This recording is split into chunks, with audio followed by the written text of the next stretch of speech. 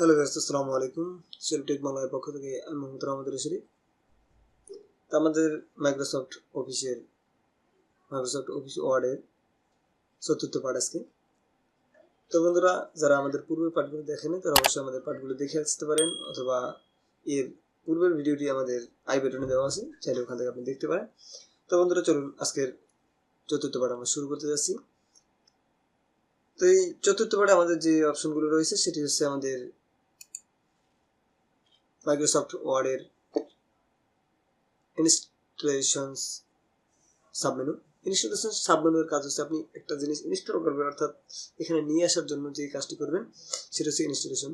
অর্থাৎ বাহির থেকে একটা জিনিস এখানে আপনি নিয়ে আসবেন, বা আপনার পেজের ভিতরে যে কোনো নতুন একটা কিছু সংযোগ করবেন, যেটাকে আমরা অবজেক্ট বলে থাকি। আসলে এটা হচ্ছে অবজেক্ট। তো আপনি যে কাজটা করবেন এটা হচ্ছে আপনার পিকচার। তো বন্ধুরা, আমরা এই টেবিল পর্যন্ত ছিলাম, আমরা টেবিলটাকে ডিলিট করতে যাচ্ছি। তো কন্ট্রোল এ দিয়ে আমি সবগুলো ডিলিট করে দিই। এখন আমরা এই পিকচারে ক্লিক করবো, অর্থাৎ আমাদের হতে পারে যে এখানে কোনো একটা পিকচার আমাদের দরকার, বা কোনো একটা পিকচার আমরা এখানে নিয়ে আসবো। তো আমরা যে কাজটা করবো সেটা হচ্ছে পিকচারে ক্লিক করবো। এখান থেকে আপনি দিস ডিভাইস এবং অনলাইন পিকচার আপনি দুইটি নিতে পারবেন।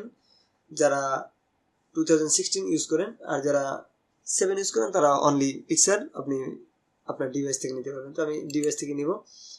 তো বন্ধুরা, আমরা ডিভাইস থেকে আমরা যদি একটু ডেস্কটপের মধ্যে যাই, আমার ডেস্কটপে কোনো পিকচার আছে কিনা। হ্যাঁ, আমার এখানে একটা পিকচার আছে। তো আমরা এই যে এই পিকচারটা নিয়ে আসলাম, এখান থেকে ইনসার্ট বাটনে ক্লিক করলাম। ওকে, তো বন্ধুরা, আমরা কিন্তু এই পিকচারটা এখানে পেয়ে গেলাম। ওকে, তো এই পিকচারটা আমরা যখন এখানে পেলাম, তো আমরা এই পিকচারটা দেখেন, আমি কিন্তু এখান থেকে যদি ড্র্যাগ করি কোথাও যায় না, অর্থাৎ এটা আপনার ফিক্সড। আপনার এটা ফিক্সড হয়ে গেছে। এখন আপনি এই ফিক্সড পিকচারটা এখানে রাখুন। আমার পিকচারটা নড়াচড়ার দরকার আছে। তার আগে একটু বলি, এই পিকচারটাকে যদি ছোট করতে চান তাহলে এই যে কর্নার এসে দেখেন আপনার কার্সরটা একটু অন্যরকম হয়ে গেল, অর্থাৎ একটা কোনাকুনি ভাব। আপনি এটাকে এইভাবে ড্র্যাগ করে ছোট করতে পারেন।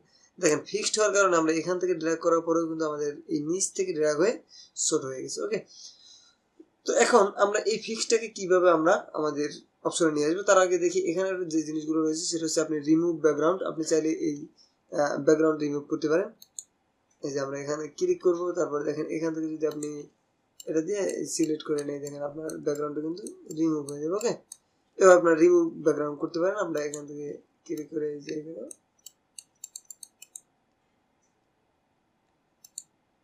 করতে পারি। দেখ, এগুলা আসলে তেমন একটা প্রয়োজন না। এই দেখেন আমার এই যে জিনিসগুলো আমরা কেটে দিয়েছিলাম সবগুলো কেটে গেছে। তো আমরা যেই কাজটা করব এখন সেটা হচ্ছে আমরা এই যে অবজেক্টটা আমাদের, এই অবজেক্টটা আমরা যখন এই ফরম্যাটে আসবো, অর্থাৎ দেখেন আমরা যখন সিলেক্টের বাইরে থাকবো তখন কিন্তু আমাদের ফরম্যাট থাকবে না, এইভাবে থাকবে। যখন আমরা এটাকে সিলেক্ট করবো তখন কিন্তু আমাদের এই ফরম্যাটটা চলে আসবে, এই যে ফরম্যাট। এখন আমরা এটাকে এই যে আপনি রাইট মাউস ক্লিক করে এখান থেকে দেখেন ওয়ার্ড টেক্সট, এখান থেকে যদি আপনি চান ইন ফন্ট অফ টেক্সট, অর্থাৎ আমরা এটাকে টেক্সটের উপরে রাখবো, তাহলে দেখেন আমি ইন ফন্ট অফ টেক্সটে ক্লিক করলাম। এখন যদি আমি এটাকে ড্র্যাগ করি তাহলে কিন্তু এটা ড্র্যাগ হচ্ছে। ওকে, এই দেখেন আমি এটাকে ড্র্যাগ করলে ড্র্যাগ কিন্তু হচ্ছে। এখন যদি আমি এই কর্নার থেকে ছোট করি তাহলে কিন্তু আমার ওই কর্নার থেকেই ছোট হচ্ছে। যদি আমি এখান থেকে ছোট করি তাহলে এই কর্নার থেকে আমার ছোট হচ্ছে।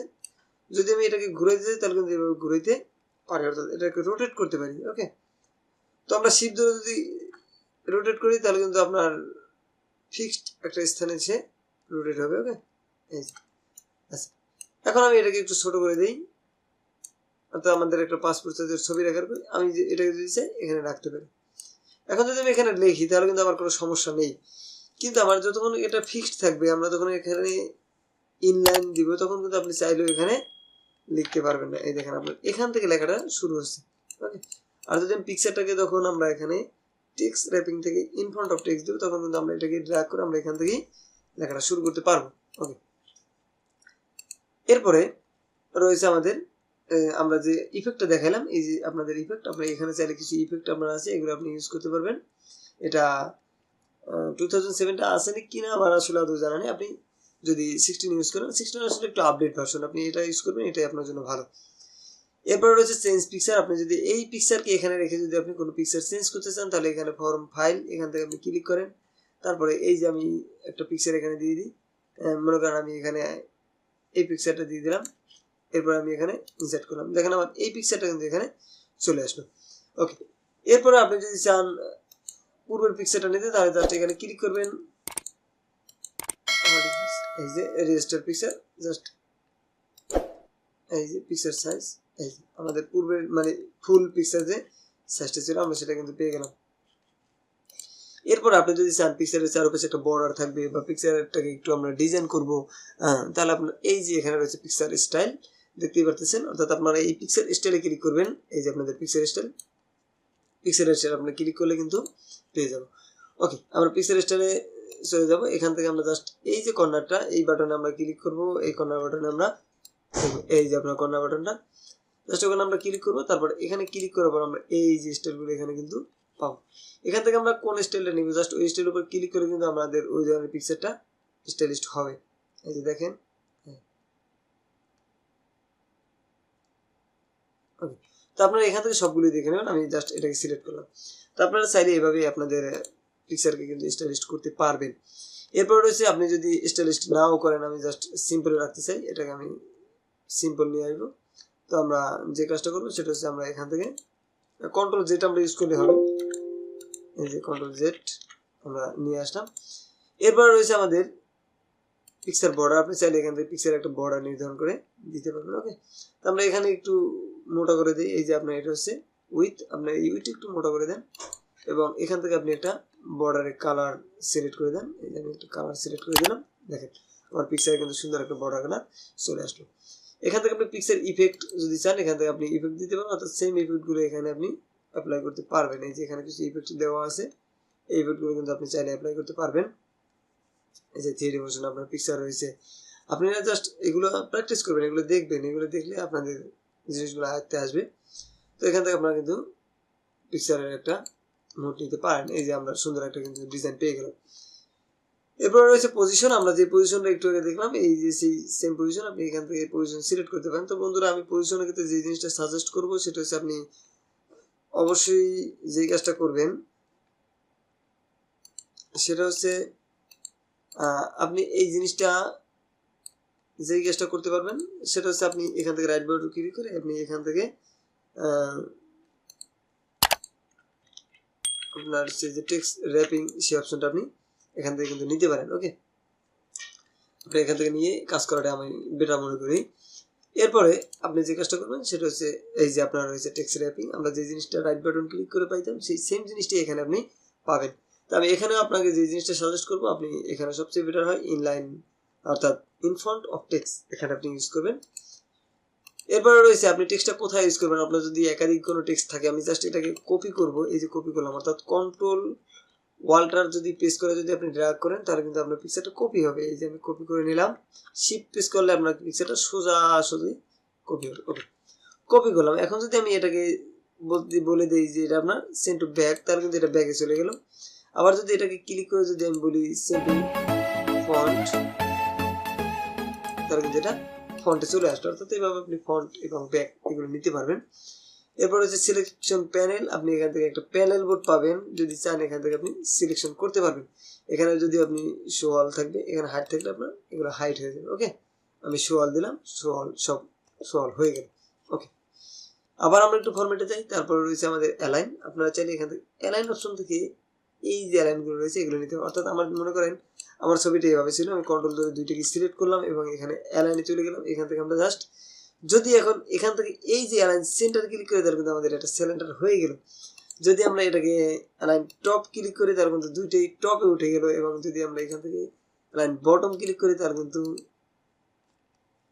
টপ চলে গেছে, যেহেতু আমরা এটাকে অ্যালাইন সেন্টার নিয়ে আসি, একটু অ্যালাইন সেন্টার সেন্টার, এবং এটা যদি আমরা অ্যালাইন বটম,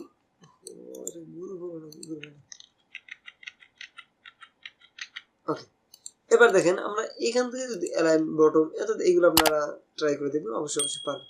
এরপর যদি চান আপনার এখানে যেহেতু আমাদের এটা তো গ্রুপ হয়ে গেছে, এই যে আমাদের এটা কিন্তু গ্রুপ না, অর্থাৎ আমরা একটা সিলেক্ট করলে দুইটা সিলেক্ট হচ্ছে না, সেক্ষেত্রে আপনি যে কাজটা করতে পারেন দুইটাকে আমরা ধরে তারপর এখান থেকে গ্রুপ করে দিতে পারি, এই যে গ্রুপ। এখন দেখেন আপনি যখন একটা পিকচার সিলেক্ট করবেন আপনার দুইটা পিকচারে কিন্তু সিলেক্ট হয়ে যাবে, এটা হচ্ছে গ্রুপ। আপনি এটা আনগ্রুপ করার জন্য জাস্ট এখানে ক্লিক করবেন, আনগ্রুপ, এটা কিন্তু আপনার আনগ্রুপ হয়ে গেছে। ওকে, এরপর রয়েছে ক্রপ। আপনি যদি পিকচারটাকে ক্রপ করতে চান সেক্ষেত্রে জাস্ট যে পিকচারটা ক্রপ করবেন সেই পিকচারটা সিলেক্ট করবেন, এরপর আপনি ক্রপে ক্লিক করবেন, এখান থেকে ক্রপ অথবা ক্রপ বাই শেপ, আপনি শেপ অনুযায়ী যদি ক্রপ করতে চান এখানে শেপ রয়েছে, এখানে রয়েছে জাস্ট ক্রপ। আপনি জাস্ট এখানে ক্লিক করে আপনার পিকচারটাকে এভাবে ড্র্যাগ করে ক্রপ করতে পারেন। এই যে জাস্ট এগুলো রাখতেছি অথবা আমার ছবিটা রাখতেছি, এই যে এখান থেকে। এরপর আপনি জাস্ট একটা ইন্টারফেস করেন, তাহলে কিন্তু আপনার পিকচারটা ক্রপ হয়ে গেল।